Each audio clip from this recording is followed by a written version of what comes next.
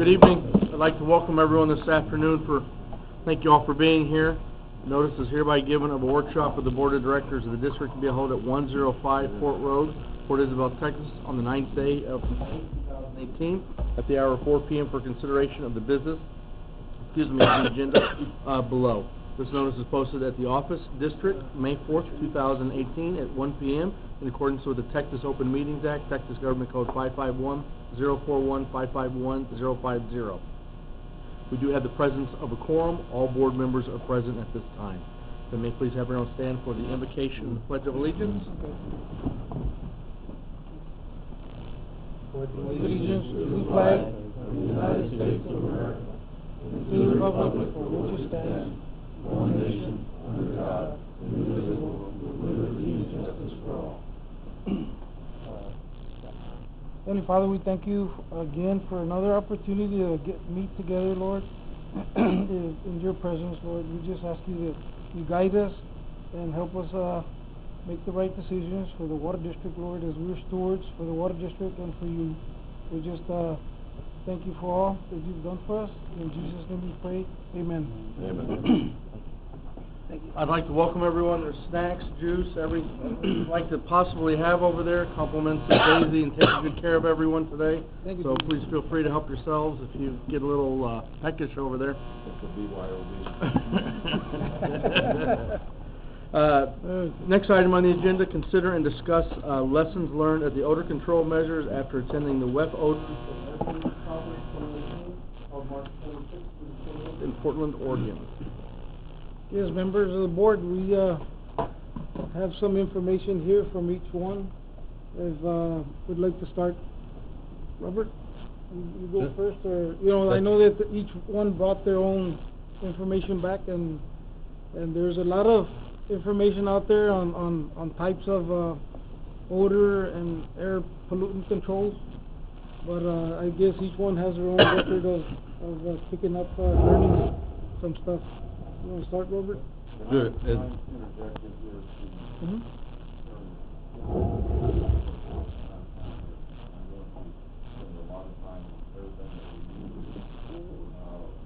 going to get very deep into this one and take away from the other topics that we have to cover tonight. I'm a little concerned. Mr. Gomez's report is very helpful to me. His letter of May 19th to us. And what I get is we need a master plan. Yes, sir. And so I think that's where we are, getting a master plan. That's identify a problem, if we have a problem, if not have a problem, and then go in there specific. And I want to hear from everybody, but on the one thing today, in an hour and a half or less, to cover all that we need to. So it would be my recommendation that you'll continue with getting a master plan together, and a couple of board members participate with that. This is my thoughts, generally. And then for your input. Again, in the interest of time, I don't know if we have that much time to get too deep into this important topic right now. Right, and I understand that part. The mostly Robert's report was the first one. Yes. And it's the most information. Based on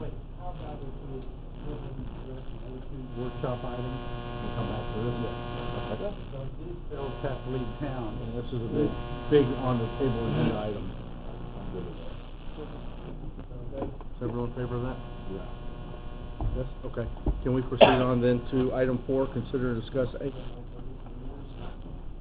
Okay, again, we have Karen here with Ferguson, and Robert also had some information in this report, where we just met last week again and had some issues with our existing meters. So we came back and decided that we need all the meters changed out, because the larger meters that we weren't going to change out, they had been retrofitted in 2006-07, and now they want to be retrofitted again, which doesn't work out because they're having issues. We met with staff, and they were, Who is that? I'm talking about staff. Staff, Is Joel, Mimi, They need to customer be service, retrofitted, administration, with- and, With the new Ferguson readers. well, that's part of it, right? But the other issues that we had were, just not getting the meter readings going back and forth. And they counted me, like 180 hours or more per month, per cycle, I'm sorry, for getting rereads again and, whatnot. What was the other one, Joel? Right now, one of the biggest issues that we're having is every time we read a cycle, we got to go back and verify the readings when we get kicked out, either too high or too low the readings. High consumption or low consumption. But now we're focusing a lot on just going and get unread that are coming back, no readings. In order to bill properly, they're spending a lot more time just following up on those themselves. And extremely high readings or extremely low readings are the ones that are highlighted.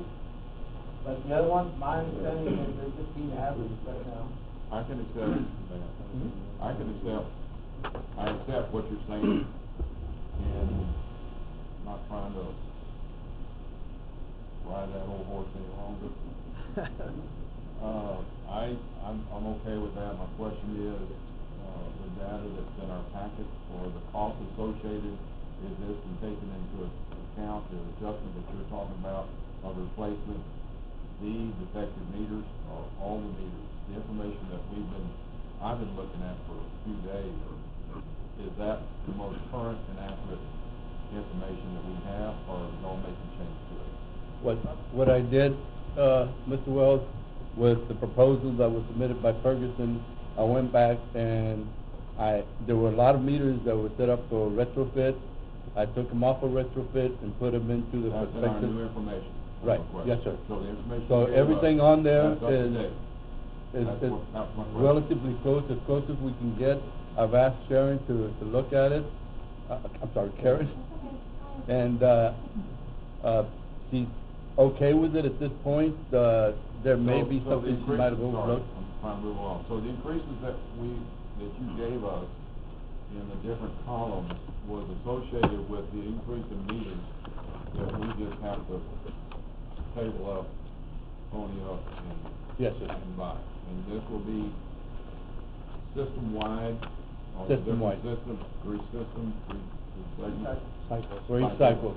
Yeah, the other thing, that I did on, cycle 1 and 2 is that I took off the installation cost for the 5/8, 1-inch and 2-inch meters. Talking to Joel, he and his crew were, agreed that they could go ahead and change those out so we could save some money on there, and we could use it to. Well, that was a lot of my questions was going to be associated with the installation fee. If our staff could do that after they're actually trained by Ferguson, because our staff is the ones going to be maintaining it. So That's correct. step up now, go ahead and get the quick training, and then our staff do the installation and save those bucks. So what we're looking at and hoping here is that by having two different crews, Karen's crew and our crew, we can cut the installation in half. Dollar-wise. Dollar-wise and time-wise. Time-wise, dollar-wise and time-wise. Yes. Okay, do we need to hire them for half of it? Is our staff capable of? We were looking at. I'm looking at saving some money. No, I understand, and we were looking at that as well. And, in talking to Joel, what we decided was that if Ferguson can change out all the 4-inch, 6-inch, and 8-inch meters, it would be better as far as that's concerned. And we could spend a lot more time because there's a few more meters in Laguna Heights and Port Isabel and Laguna Vista compared to the island. But you're gonna be there, some staff is gonna question, some staff will be present with 2, 4, and 8-inch meters. Yes. So that y'all know how to do it when they're gone. It's pretty much a cut and dry deal, not rocket But is it science. gonna be pretty much the same connections, it's just all 1 inch or 3/4? Yes, when they come in, the meters, I understand, when they come in, with everything already stated The on there. connections that we already have, you're gonna be able to unplug the old meter and just connect the new meter into the intake line and replumb it to the outlet. We might have to replumb a little bit, but yes, pretty much. Nothing we haven't done. project that might require a little bit of remodeling, but it's not gonna be anything major. That's something we you have to know of to do. The only thing that we saw when we did the site survey back, being last year, or last second round. Yeah. Last year, we had one meter vault, that was in very bad shape, and that's gonna need to be replaced. That was included on our original, Meter vault? meter vault. Meaning? The concrete, surrounding and everything that Okay. tainted that meter.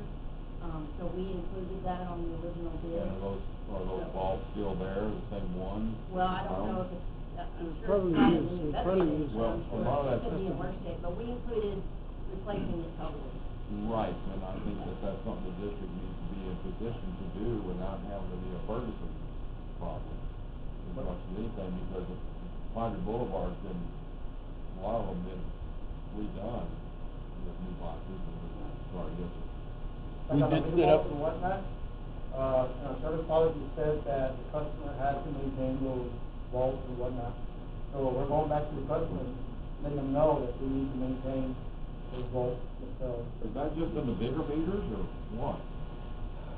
Pretty much. My house just got a plastic box around it that's covered up with dirt. That's a vault. They're larger meters and the connections are larger. Of course, you gotta. On private property or on public right of way?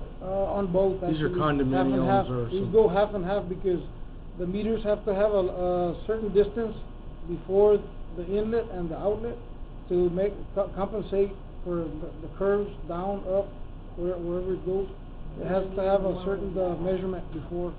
All right, So, I'm getting this into the weeds, and I don't wanna do that in just this time, but my only objective here is to see how much the district can do. Sit up front, or else you can hear it. Okay. So, I just wanna make sure the district can save all that we can by the district doing the installation. Rather than, and it's only my thoughts, rather than say, Ferguson take half and we take half. well, It's all dollars to me. it's not actually half because the 4, 6, and 8 meters are a lot less, like 500 maybe, compared to 5,000-6,000 on the 1 inch meters or the small ones, 5/8. All right, I think that went up, my purpose is I think that went up enough, so the increase that we're seeing, Mr. Gomez gave us from from the old to the new, you've included all the new meters that need to be, included in what we're going to take and address today, correct? That's correct, sir. You feel I've comfortable? also allocated some contingency funds in there on the installation. And that's on cycle 3. We haven't talked about it, but it's a question, is there anything in the inventory that's new that we can return? Very minimal. We haven't been buying any recently because we've been holding out to decide to see. I remember that in our meetings, and we have been buying some, but, and that was the only thing that I would like to see, that new inventory, the still new, try to return. If we do have anything on, inventory is gonna be very minimal. Okay. Very minimal. I think the last questions were just parts, transmitters. And you can surplus some of that stuff. Yeah. Surplus, Well, then we need to have that conversation later and ask staff to give us some suggestions on how we can get beyond the scrap value of any of this or not.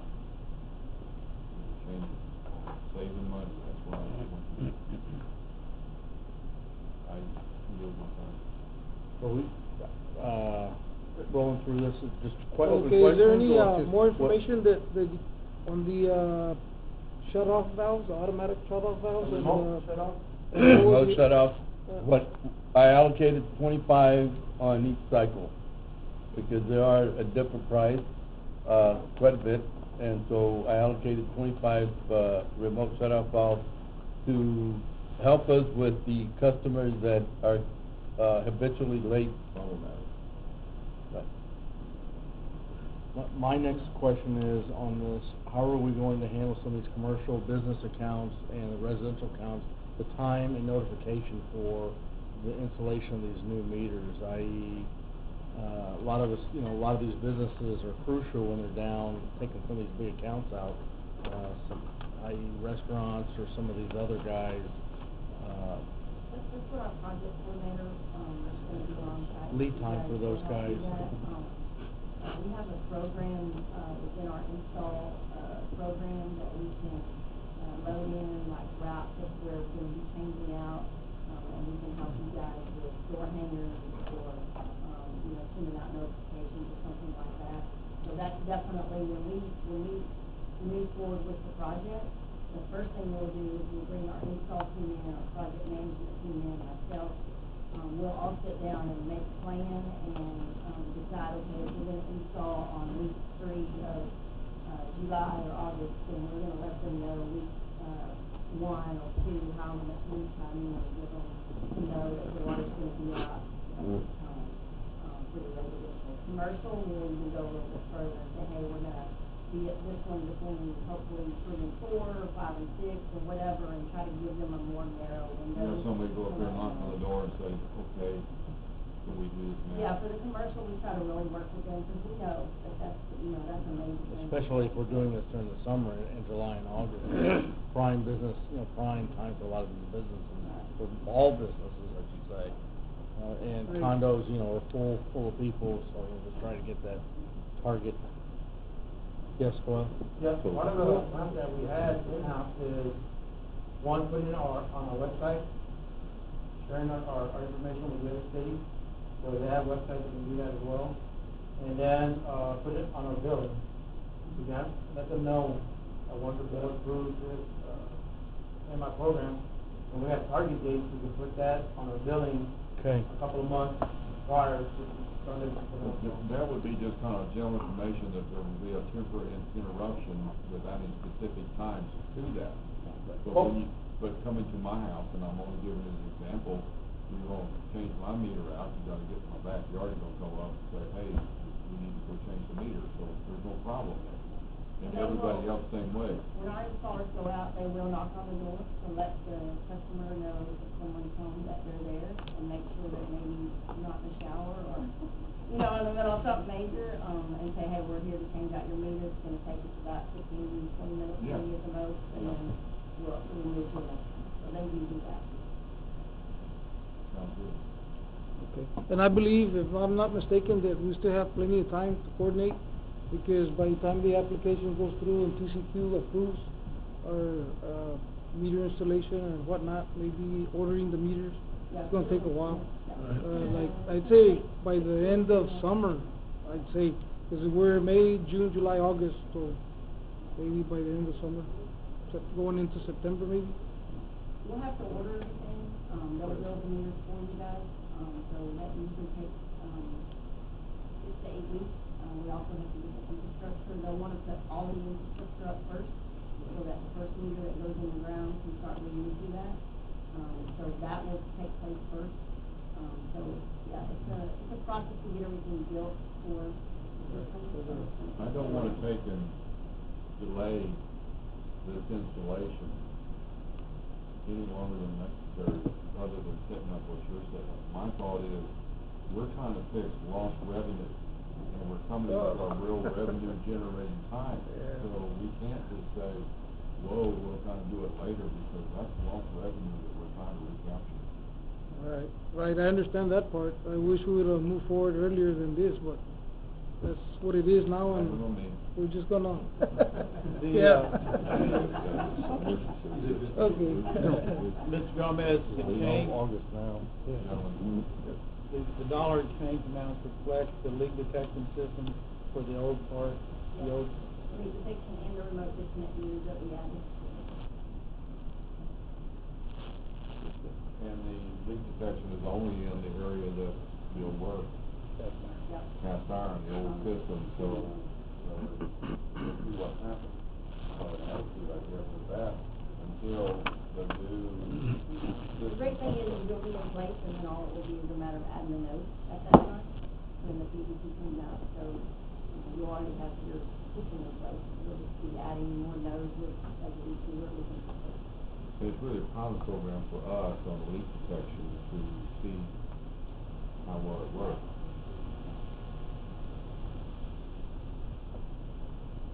Robert? Any other No, comments, questions? The only other, comment with financing is that it has to be approved by TCQ, I've talked to, Ms. Flores from CCQ, and, she advised me that normally takes 180 days for approval, but if and when we get ready to do this, to give her a call, because I asked her if they have expedited services, and she said to call her, that she would get someone in her office to coordinate what we needed to submit, so that, they could expedite it, and it could be done in 45 days. But we need to make sure that we have everything ready and clean, and they can provide that service. So that kind of correlates with, the time in getting those meters built. So do we, I guess that, actually that puts us into September before we get approval? That's Right. what it looks like, Yeah. more or less, Right. Well, if they go the 180 days, but if they give the 45 days, they can be by the end of June. Well, and the reason I'm thinking about it is because you might want to consider, and Joel, you guys would know more about this, coordinate the commercial change-outs at that time, after July 4th, for sure, because, yeah, you don't want to mess with that during that time. But if, We'll wanna install all the infrastructure first, so I see that taken through first of July, maybe a little later in July, to get all the infrastructure installed, the collectors for the meters and all that thing. We wanna get those in place first, and then we'll start with the meters. So we can maybe do that during the busy July part, and then, coordinate with you and your customers on when you think the best time to. does that part require water shut-off? No. No? And getting back to what Doyle was talking about in regards to the boxes, the meter boxes, and I think Doyle mentioned something about, in some cases, it's the responsibility of the owner at the property. I'm wondering if we can, for time's sake, because I anticipate that some customers are not going to respond. And is it possible for us to just prep and be ready to do the job, and bill them later? good, if it's necessary. I mean, I believe the vaults that are existing out there, the majority are in good condition because they're concrete. And that's just, We just have to having said evaluate. that, we've already attempted to contact them, notify, do Right. whatever we need to do to let them know, give them a heads up, but if they don't respond, then at some point, we need to give ourselves the time to fix the problem and be ready for the installation. Yes, we can do that. I can have our install supervisors come down, and work with Joel to go out and look at all those doors and meters, give them an idea of, okay, well, this box needs to have this and this ready to go. We can definitely do something like that as well, to kind of. Give them a little as much assessment. work as we can, so that when it's time to change out that meter, it's as minimal downtime as possible. Right, so what you're saying is basically like a little assessment and tell the owner, Yeah. here's what we need from For you. this one, let's do this, and this, and then all we have to do is come in and Right. turn it off, take it out, put it in and turn it back on. Very small downtime. Right. But something we can definitely work towards, so you can have them come and help you. Well, as I'm looking at, Karen, I'm looking at, install option cycle 1. And the box adjustment, box replacement, meter lids, rail, et cetera, 1 yard of concrete, $240. That's old. Is that? I think so, I don't know. All of, Arnie, you might have a better idea of that, the 1 yard of concrete. That's kind of our waterworks side, I don't really feel that one. Well, it's just listed as 1 yard concrete, $240, $50 concrete per yard. Well, I wish I could buy that too. Something about, $120 now? I pay about 110. Okay. And I think that's My only question is that, this is a guesstimate for this proposal, and if it comes in later, we'll know. And that pricing was from when we did the RFP too. I got that from our contractor, so it could be that it has gone down, because at that time, concrete, that kind of stuff was all The kind whole of point is that that's just something will be filled accordingly. And that's only gonna be if you need it. So So that, we hope that those, numbers that are in there are high, we Okay. won't need that many.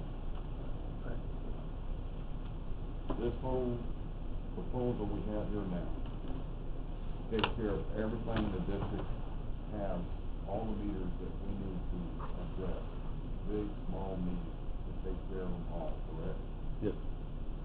And we're over trying to, my question before, replicating our newer meters and all that. There's not enough value in there of taking, we call $136 meter and trying to replicate it, you know, say that you spend $120 to replicate something like that. That is not a viable option for the No, district. because actually the cost, on a Ferguson 5-inch meter was $164. The cost to retrofit a meter would have been in the vicinity of $150. I've given up that question, I'm satisfied. Staff, anyone else have any questions while everyone's here, or anything else to add? Concerns? Many? Huh? Any questions on the billing, software, computerware, anything? I mean, this is, okay.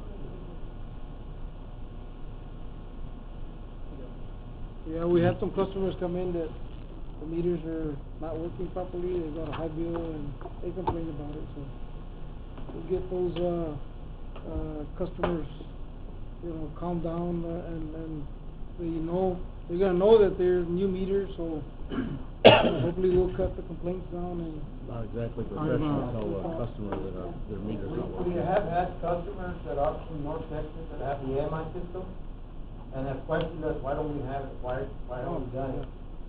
Because I know it's my usage, and here I gotta wait 30 days before I get a high bill. So, they know what's out there, so once we move forward with this, I think people are gonna be very happy with the water district. We can only go to the well one time, in my thinking, on what we're wanting to purchase here at this time. So 2.5 million is gonna be what we're expecting to bond, find the money for. You folks should know me well enough by now. I hate change orders. I hate surprises. We know you. I hate emergency requests. I can guarantee this, there are gonna be some changes. Because there are unforeseen issues that are gonna come up. Understood. We try to keep it to a We minimum. try to keep them to a minimum. Like I explained to Mr. Gomez, the last time that we did the clean out from Matthew to Badger, I learned a lot. I gave him a report on my concerns. The changes I would be discussing right now would be, look, we forgot 100 meters. No, we forgot these. You know, y'all are comfortable with what you gave us now. As a matter of fact, we did discuss about that. One of the things that, this last conference in San Antonio that I picked up on was that, there's a few things that we could have done differently, to get even to where we're at right now. But one of the things that I took away from that is that there has to be, from our perspective, we need to keep the public informed about what we're doing, as thorough as possible, because, from what I've learned is that we will have a little pushback. And that pushback is gonna come from people that don't want new technology. They're happy with what they have. For whatever reason, they're concerned about it, we need to address it. And, not everybody's gonna be, wanting to use the technology, and we need to make it very clear that this is a volunteer type system. Do not have to go online to do this. You can just leave it alone and pay your bill, you know, but, I think the general public needs to know about what we're doing and how we're doing it and their choices. It's very important, because I'm sure we will get a little bit of pushback from some. What do you mean by their choices? Well, in other words, they don't have to use the app, or they don't have to do any of that. So, from their perspective, we're implementing technology that they don't need. And so it's more than just upgrading our system. We're evolving. We're doing bigger and better things for the district as a whole, and that's the whole point of doing this, is getting us up to the next level of service. So, but having said that, I heard from a gentleman saying that you need to make it very clear that there's not an opt-out to this. Okay, this is what everybody's gonna get, and so because it has become an issue in the past when these systems go into place. I think you're aware of that. So we just need to just let the public. I like what Joel said. Let's let them know through the bill. Hey, this is what's happening. This is what's coming. And make it positive. Make the message positive. Just be aware that not everybody will embrace it the way we think that they are, or the way we're embracing it. So it's good information, just to keep the information out there and letting them know these are your choices. You can use this, you can do that, or whatever. I would agree with you, Mr. Avalos, and a lot of times people don't want to do change because they don't understand it. Yeah. But if we could bring them in Monday through Friday, whatever, and have a certain time of day. I think we can do better than bring them in. I think that we could actually go to their home and show them when we're out there in the field. And there's nothing wrong with us doing that. And that's good PR, that's good customer relations when you have your technician that's out in the field knocking on doors saying, hey, guess what's coming, and you guys are going to love this, and so it's more than just trying to bring them in and educate them here. We can do that as we go along. But it is a good idea to just keep them informed. It was surprising to me to see some of the figures, for instance, for San Antonio, that has over 22,000 meters, and only 17% of their users use the app. And so that's what we're getting into. And so we need to be very aware that not everybody will embrace it the way we will, but in the end, they'll appreciate the fact that we got better meters, better technology. We're bringing it up, and that's the important part. Everybody still gets a physical bill though, or do we get Yeah. There's an option, or? Yeah. There's still a bill that goes out. Yeah. There's an opportunity to measure your bills, monitor and measure your Yeah. bills. Yeah, but it's not an online deal to where, hey, I don't want a bill at all. No. You're gonna get a bill. No, you're gonna get a bill. The good thing is that the system, I think, is gonna be such a benefit because of the type of demographic we have here, where we have lots of second homeowners. That's the beauty of implementing the system, for instance, on the island. That's a great thing. Or even at the golf course, or. This is really just a business decision the district is making for correcting the inaccuracy of our metering system today and our readings. An outdated system. The revenue is a business decision we're making. The perk is that folks can have the app. For those who want to use it. Yes, but it's beyond that.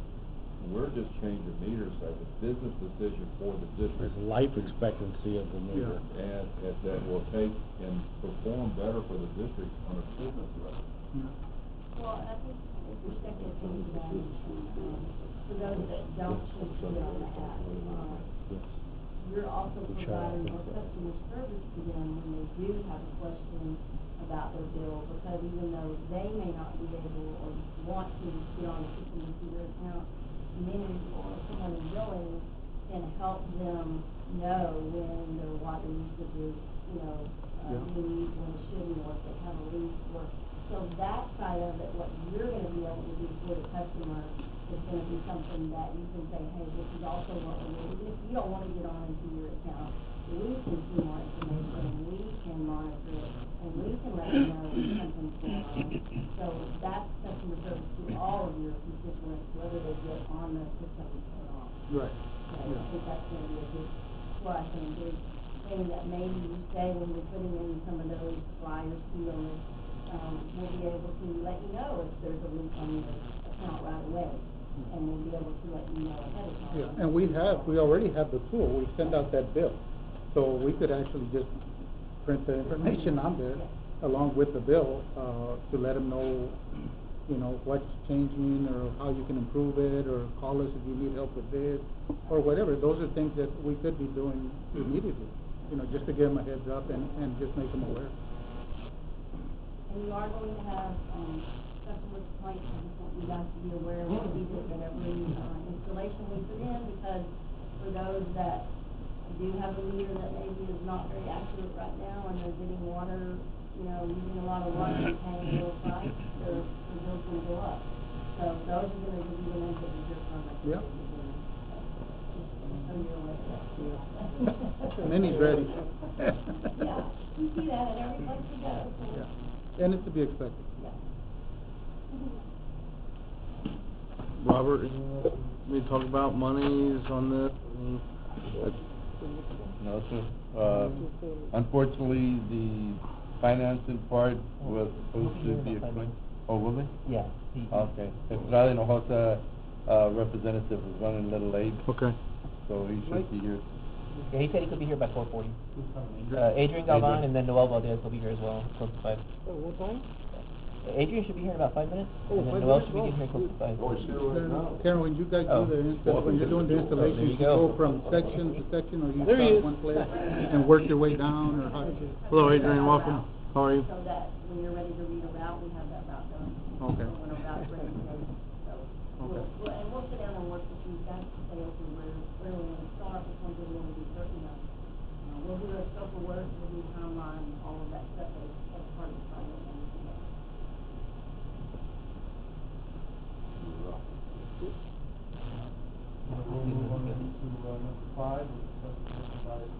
Osa, are you reading a few minutes? Hot off the press? Perfect timing, actually.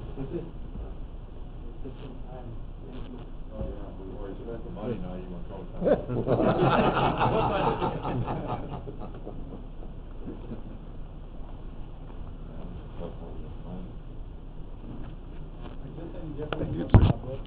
It's the same book?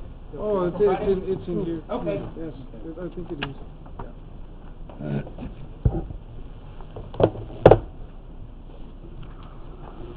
Okay, we do have, Adrian Galvan from Estrada Hinojosa doing the presentation. Go ahead. Good evening, my name is Adrian Galvan from Estrada Hinojosa. It's always a pleasure to be in front of you guys. I'm here to talk about the two possible financings that we're looking at for the district. And I've prepared a short presentation. I'm calling them the 2018A and the 2018B, water and sewer revenue bonds. One would be a private placement, which the first one would be for the meters, and the B deal would be the water board issue that we're working on at this time. That's on the cover. I call it preliminary bond sizing scenarios and plan of finance. If you go to page 1, what I've got on this page, these are the sources and uses, and I've highlighted in yellow. If you go to this page after this page. Thank you. So deposit to project fund, that's the information that I received last week on the needs for the district. 2.5 was the number that I received for the meters. That's those numbers we're working with? Yes. And then so that's the first column. It says private placement, deposit to project fund, 2.5 million. And the one to the right, the water board, deposit to project fund, 4,990,000. Now, the number, so the sum of those two bond issues is 7,490,000 per project. That's what we're looking at in this presentation. If you look at the row just below project fund, debt service reserve fund, that's the number that sticks out there. That's not a cost. We've done this in the past. For a revenue issue, you've got to borrow average annual debt service. It's almost like putting in a bank 1 year's of bond payment. So if you're ever short or something happens, you've got that reserve. So that's not a cost. That actually sits in an account at the district, and it's used at the end to pay the last bond payment. It's never used. So those are all the components. Are there any questions on this page on the cost? Yeah, really, it's zeroing down on the project fund, making sure that we've got the best numbers there. We've been working back and forth with staff on that information. That covers that. So you go to the next page. I call this this is my the revenue coverage sheet, and it's labeled at the top right free, meaning before we do anything. If you don't do anything this year, there's no bond issues. This is what your revenue bonds look like. The column to the far left, existing revenue debt service, about 930,000 there, and then it drops to 320,000. That's what's on the book. If you look at the top right, I've got a number of 3,051,457. That's from the audit, net revenue available for debt service. So with your rate structure, with all the expenses, the audited number that's available to pay debt is at $3,051,000. And that's, every time you issue revenue bonds, you've got to go point back to the last year's audit, and that's the number that you've got to use to clear your coverage requirements. If you look at debt service coverage, right now you're at a 3.28, 3.29 times. That's at column 1, 2, 3 from the right. The minimum requirement if you're to issue revenue bonds for you guys is 1.35. So you're way above the minimum, and there's a capacity to issue additional debt on the revenue side. That's what this page is showing you. If you go to the next page,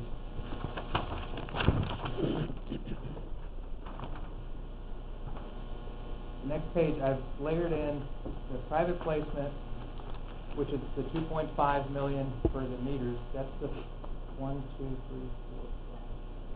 5. It's that column under 2018A. It's about $350,000 a year.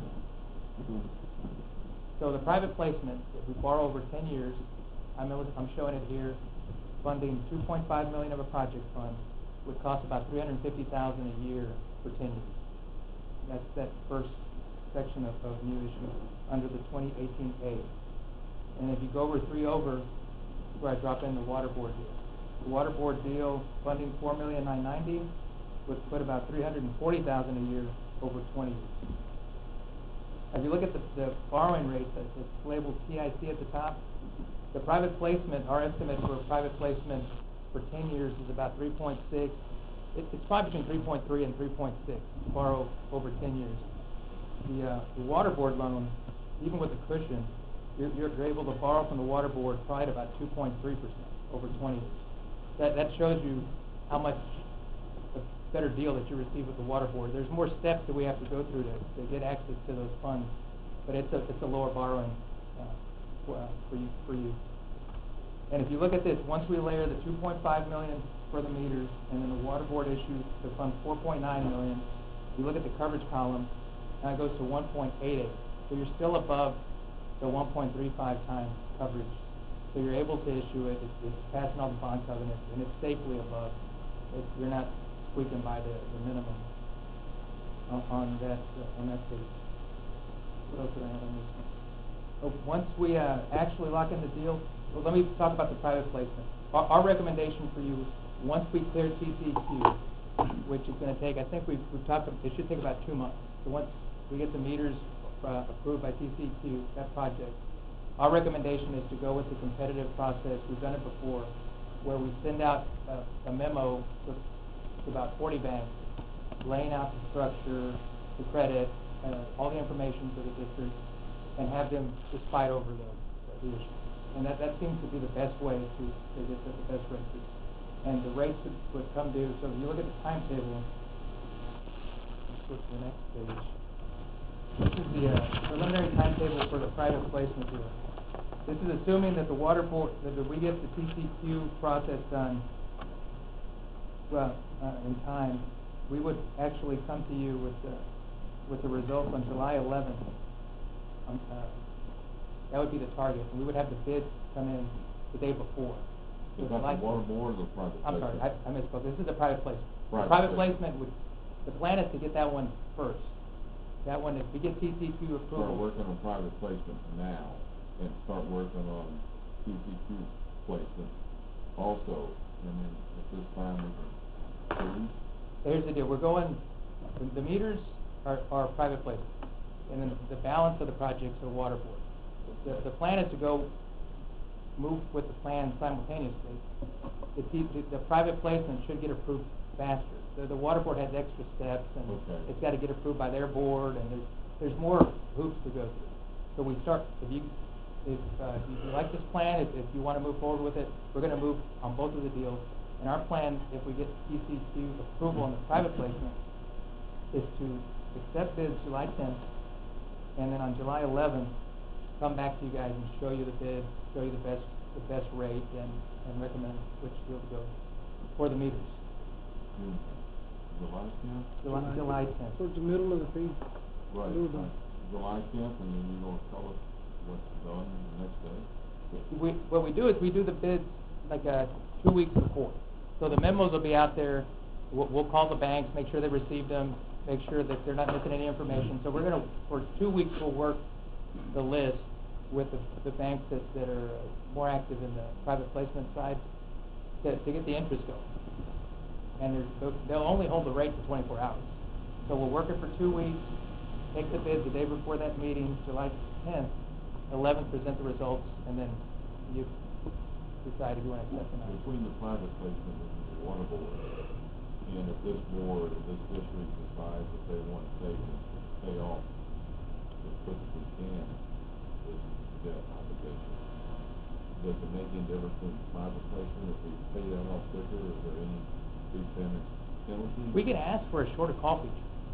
It's actually, because we're doing that as a 10-year, the private placement, a 10-year loan. Mm-hmm. We can ask for the bids with a 5-year call option. So you'd only have the first 5 years without a penalty. And we can actually ask the bank, we want 5, but give us, you know, other options. Because there are some banks that'll give you callable any time, which will allow you to pay the banks just like you would pay your mortgage or your car loan. So we can ask the banks to see if they'd be What do you interested. think about something like that?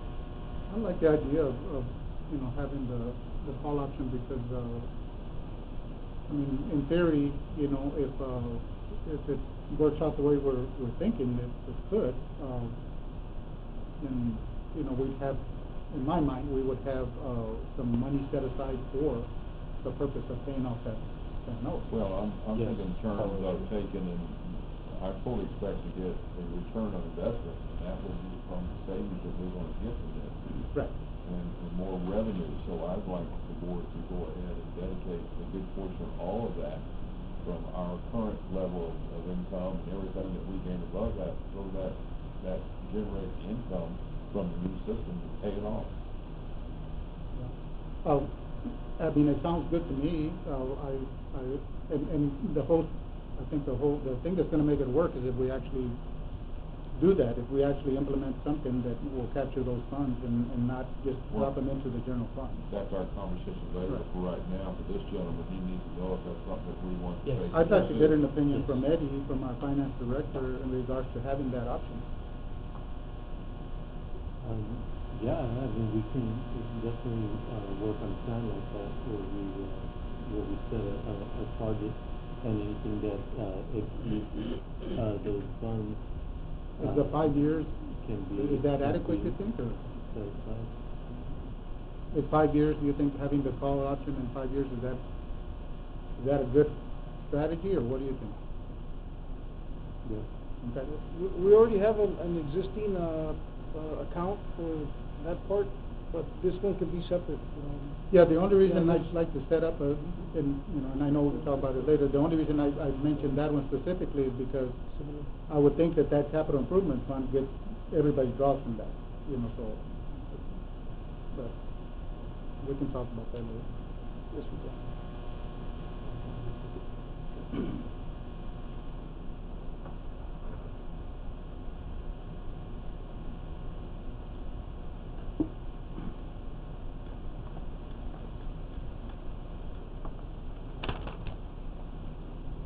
We've actually got, there's some existing revenue debt that's callable in 25, so you have other flexibility. 25, so that's not exactly 5 years, I think that's 7 years away. That revenue debt that's on the books right now, that in 7 years, if you had a pot of money to dedicate it to pay off revenue bonds, you could take the 2015 existing deal and pay that off, and that's on page. It's for the bank. So you're saying any increase in revenue could pay any of these existing revenue notes off currently? Right. So if you go 5 pages from the back, I'm sorry, it doesn't have a page number, but it's labeled Laguna Madre Water and Sewer System Debt Obligations. It says amount callable $4,195,000 or something specific. Keep in mind that we've got the 15% already from the reserve that we're borrowing. That we could pay it off.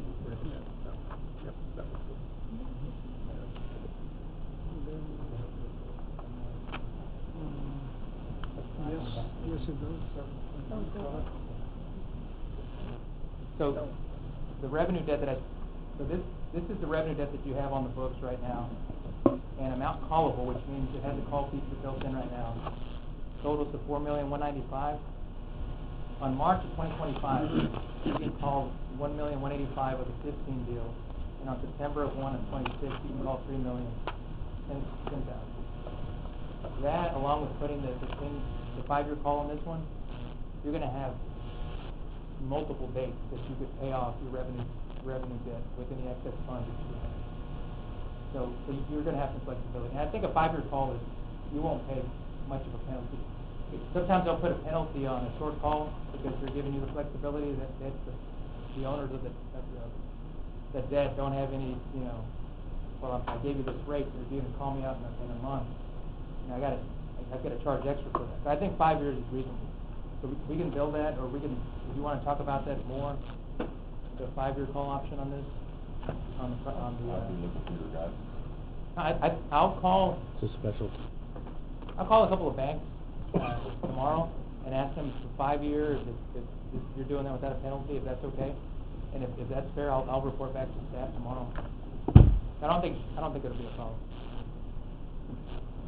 So the timetable. So going back to the timetable, if we get we'll start TCQ process tomorrow, and then the plan is by the end of June. So on this one, I've got June 27th is when we start the process of presenting you the plan of finance. So we cleared the TCQ hurdle. So now we're moving with the plan of finance on the meters, and then we're putting the memo out to get the bids, shooting for July 11th and getting you funds end of July 31st for the meters. Any questions on this timetable? So they're both starting at the same time, but this one hopefully will be closed, funds in hand, before the water board. The next page, there's more calendars on this one because it's going to take a little longer to get this thing done. So we're shooting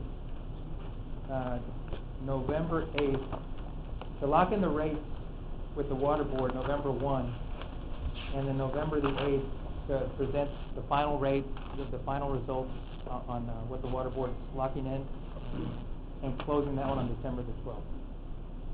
And you don't deal with TCQ on the water board deal because the water board, it's either the water board approval or TCQ approval. So they're not involved, but they've got to get their stuff to the board, and there's other steps that we've got to clear. But my hat's off to staff. Charles has actually set my personal record on seeing one of these water board deals from start to close. He is a wizard of working with the water board. So I mean, there's even a chance that it'll be before November. But most places it'll take a whole year from start to close. And the rest is just backup information. If you go to the next page, we've got GO debt outstanding. I just wanted to give you just your debt overview, just so you know what's on the books. If there's any questions. But that's pretty much the presentation. You have the capacity. You have the private placement option open to you, and if we get your instructions to move forward, we'll start working tomorrow on both these plans to get them locked in and closed. Questions? And I apologize again for being late. I got crossed up on my time. Chairman, how will we give him to go ahead? We don't have an action item on this. I thought we did. The only action item is the water board that's on the regular agenda. Regular meeting. On this one, it's just really Presentation. it's a presentation, and if it's something. It'll be in the next agenda. The Regular meeting, we have an agenda item there. At that time, we'll take action as we decide to move forward as discussed. This is just really to give you a briefing on capacity, your available, and where you fall into the coverages, and just to let you know that you have enough coverage to issue these deals. Sounds good to me. Any other questions on it? Staff feels comfortable with generating income from everything you've learned on the opportunities with the automated meter system and the updated meter system. You feel comfortable with I do. our accountability for increase that will service the debt. We're really looking forward to it, you know, to get it done quicker and Work. tonight we I was making a joke, but I'm serious. yeah. Thank you for the opportunity to present to you guys, and we appreciate being a long client, you guys being a client with us, and again, I'm sorry for being late, it'll never happen again. I was just in time. Yeah, just I just looked like I was late. Thank you. Flew in, literally, I'm sure. I'm late every morning. Thank you. Anything else, do we want to revisit item number 3? We're back, do we have time? Do you want to take a recess, come back at 5:30? Whichever one they want to do. Let's go ahead and get odor control started. Okay, we'll go back to item 3, consider and discuss, lessons learned on odor control measurements after attending wet odors and air pollutants conference 2018 held March 26th to 28th in Portland, Oregon. Yes, go ahead, Robert. You got the first one. Well, as I stated on my summary page here, gentlemen, the biggest lesson that I picked up from there was we need to get a master plan, because there's so many different odors and they're all treated different that someone really needs to tell us how to treat them, and there's so many different ways to treat them. We're using Microsoft OdorSolve right now, and that is kind of masking the problem, because if and whenever and it happens that the switch goes off at the lift station, then the odor comes back, and there's no way of stopping it. There's another way besides chemicals where you can cover it up, but that's also pretty expensive. And the second item was, as we discussed earlier with the meters, the community doesn't know what we don't tell them. And almost in all the sessions that I went to, they all spoke about getting the community involved, letting them know what's going on, the problems that we're encountering, having community town hall meetings, and just getting involved with them and letting them know the cost as well. And they all said that the community eventually buys into it, and you have a partner there that can tell you when the odor happens, when they smell it, how strong it is. They give you all the details that you need to know in order to be able to find out where the odor is actually coming from and controlling it, because a lot of times one assumes that the odor is coming from the plant, and it might not be. It might be from something close to it. For instance, right now at Laguna Vista, we're having a little bit of a problem with the odor, but some of it is coming from the lagoon, because we were diverting a lot of our effluent water to the golf course, and so the lagoon is not getting any water at this point. It's starting to dry up, and the odor is starting to come up. And I was talking with Mark about that last night. The only way that we can control that is by having an aeration pump out there, but at this point, yesterday I went by and looked at it, there's a lot of it that is already dry, and there's some of it that the lagoon is pretty shallow, so you couldn't put an aeration basin out there. But we could probably throw some of this OdorSolve problem, the powder, to help it. But that's only going to be temporary. So we need to kind of divert the effluent water both ways, to that lagoon and to the golf course. But we're trying to get the golf course. I'm sorry? Why would you have an odor control problem with the treated effluent? It starts drying up, you start getting algae. It's an algae decomposition as much as anything. So it's not the water, it's the lack of water that's right. See, one of the vendors was also telling us about the different number of odors that are out there, and he had a solution for just about every type of odor. But he said eventually, when you get them all solved, you still have that last odor that you can't get rid of, and that's the musty odor. Well, the good thing about that lake is that it's on the downwind side Right. of your prevailing wind. Yeah, but there, you usually sometimes get a lot of whirlwind, and it goes into the golf course. Well, that would be the first thing to do, determine how big of a problem is it, or is it? Correct. Is it seasonal in the sense of wind direction? I've never heard of a problem of smell coming from that lake, and I don't live that far from it. Well, that smell that comes in when the north wind's blowing is usually right there contained to That's the from the wastewater plant. That's from the So- wastewater. But it's, I mean, yeah.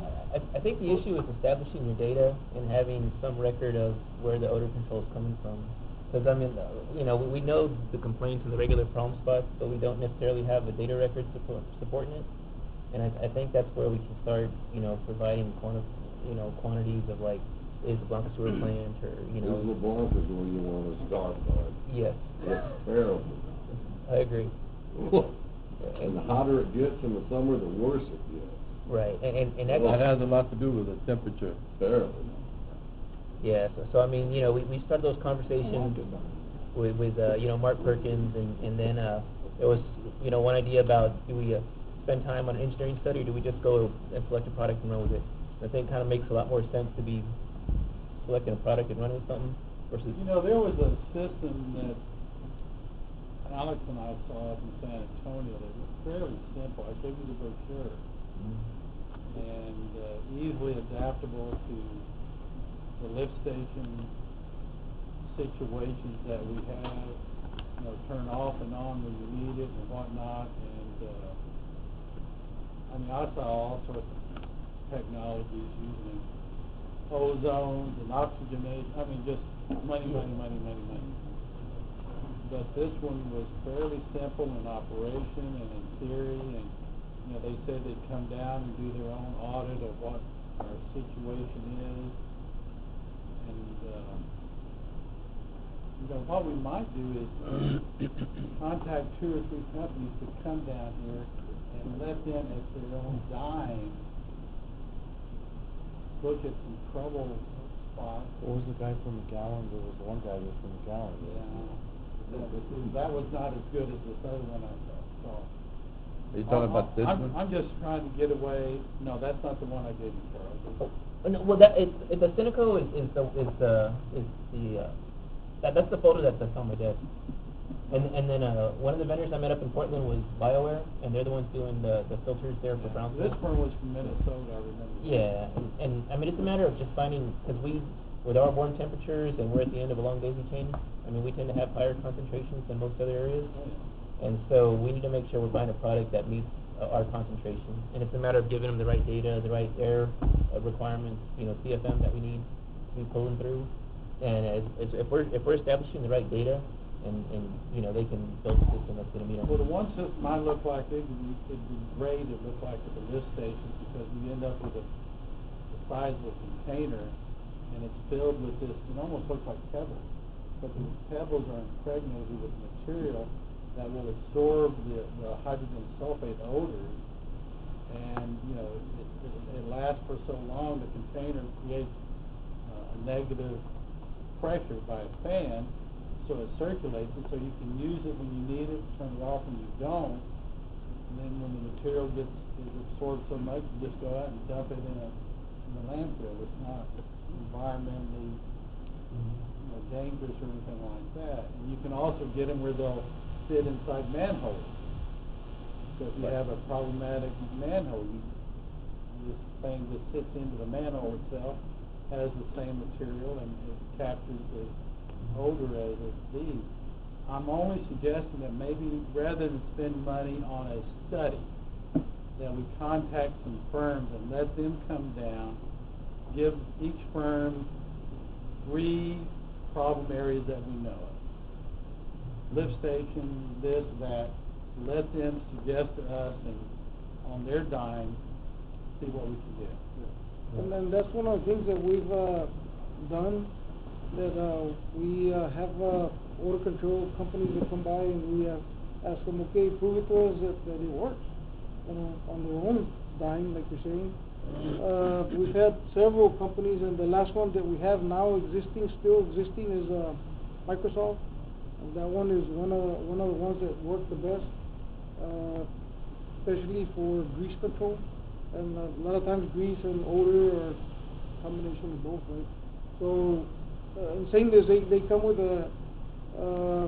I guess an odor chart that they install and measure all the gases that are coming out, especially what is it, hydrogen sulfide gas. That's the worst one of all, but there's all kinds of gases, like Mr. Gomez was saying.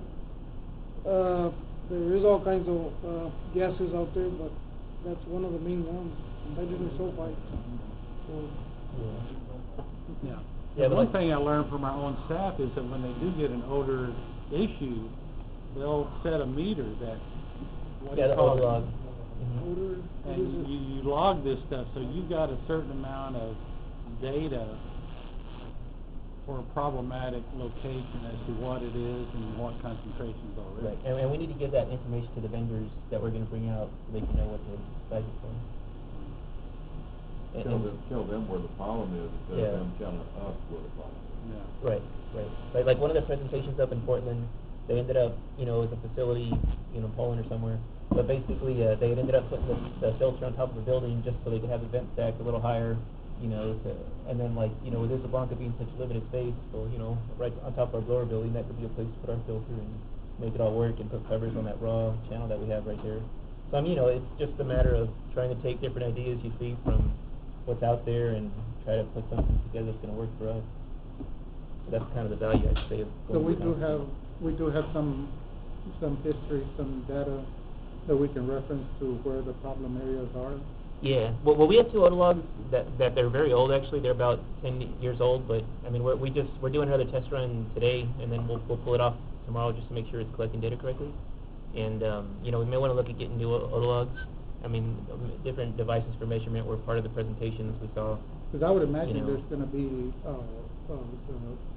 the odor issue is gonna be different on the island versus Yeah, Laguna Vista, or is that necessarily Well, true? for our red flag, we're going to just look at hydrogen sulfide. To test for other chemicals, you'll have to send it off to a lab, and it gets a lot more expensive.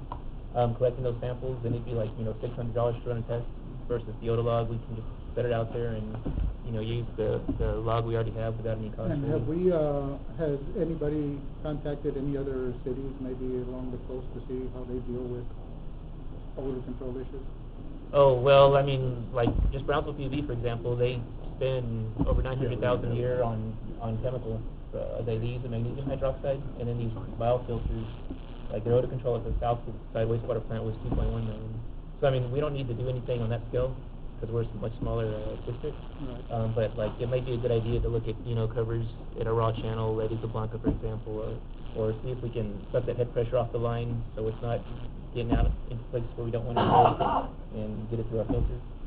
So, those are the kind of things we should be looking at. That's one of the things that I picked up, is that there's lots of different applications, and everybody seems to have their own proprietary product, so that's going to be a challenge to kind of go through all that and figure out which is going to be the best time or the best application for it. I think use of our investment for staff and boards to work on the interest that we have now. I don't want to lose momentum with this short topic. I would like to see board give staff direction at some point on coming up with a master plan. I'd like to have a couple of board members who involved with that process come up and suggest. Let's not let this fall by the wayside. It's a main concern for all of us here also, because I know we get the complaints from especially the island, and mostly the island is the highest complaint. We get them too. Yes. And we get them too, so, I think there's a seriousness involved here, and I don't know if it's appropriate to, we're doing an ad hoc committee to address this important topic. participating with a couple of board members and staff? I'm willing to do it. I think it would be good to have, a couple of board members, some staff, and also people that, can benefit from, like Minnie, who can, benefit from the information we're putting together and keep the public aware of the things we're doing to try to combat the issue, because that's gonna play a, that's gonna play a part Go of ahead it. and set up the committee, go ahead and set up, get your calendar, and discuss what you think, direct staff, and what you want them to bring together. Let them do what they think they need to do. Well, we just need to meet first and discuss what it is, get some of the data that we have, whatever little bit of data we have, get that on the table, talk about how we're gonna approach it, because it's gonna be different applications in different places, how we're gonna get the vendors down here to assess the problem for us, and just move forward and try to come up with something we can bring back to the board to, that the board can buy into and say, okay, we'll go with that product or that plan or that company or whatever. Now, I'm passing the buck to you or her, so I'll go ahead and get that going. I'm willing to do it. Come on back I'm and willing report to us. to meet with staff, and I'm flexible, whatever time works for everybody else. What we'll do is, I'll meet with staff and our staff here and come up with, who's gonna be working together with that group. Well, preferably the And get people you the who information back attended the- after we're done with that. We'll give you back the information. For Houston, you're gonna be in it? Yeah. Oh, sure. Okay. We'll try to make it as easy as possible, so, have all the information available by the time it gets to you guys. Yeah, and we'll come up with some kind of plan that we can all agree to and buy into. And of course, we have the experts, on the wastewater side, the collection and the wastewater plant, so we can get them involved and help Yeah, out. absolutely. Okay. Sounds like a plan. Anything else left to wrap up in our workshop discussion? Do we need to create an agenda item to follow up with that? We'll keep it going, we'll bring it up. Formation or creation of a. I think we can do that, maybe at the next meeting, we can just formalize an ad hoc committee Do we of need some an kind. ad hoc committee? Or do, on that? or do we need that? I said I'd do it, he said he'd do it, so it's Okay. done. We'll just set up a time and It's a legal question. And I have confidence, I'm good with that, thank you. Okay. yes, at that time, and we'll just resume at 5:30 with the regular meeting, unless there's last minute closing comments, suggestions, staff, public, anyone have anything to address before we recess until the 5:30 regular proposed meeting? See you at 5:30. There's some,